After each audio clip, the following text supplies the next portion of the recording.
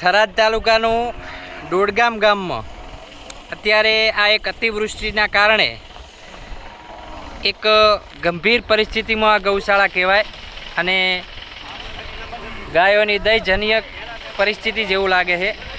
તો સોમળાજી ટ્રસ્ટ દ્વારા અત્યારે એક લીલી ગાડી ઘાસચારો પોગાડ્યો છે અને વધુમાં આવતીકાલે પણ બીજી 1-2 ગાડીનું સેટિંગ કરી અને મોકલવામાં આવશે.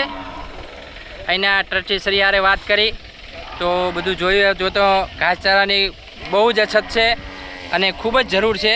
તો એક સોમળાજી ટ્રસ્ટ આ ગૌ સેવાના ટ્રસ્ટમાં કોઈ પણ જગ્યાએ એની ટાઈમ માટે હાજર રહે છે. સુરતથી અમારા સર્વ મિત્રો પધાર્યા અને એક જાણવા મળ્યું હતું કે દોડગામ ગૌશાળામાં ઘાસચારાની સખત જરૂર છે.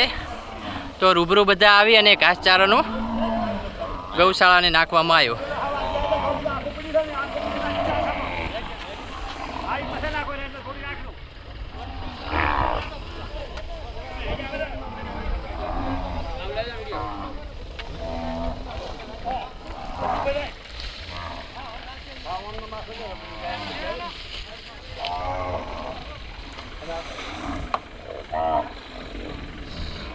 હો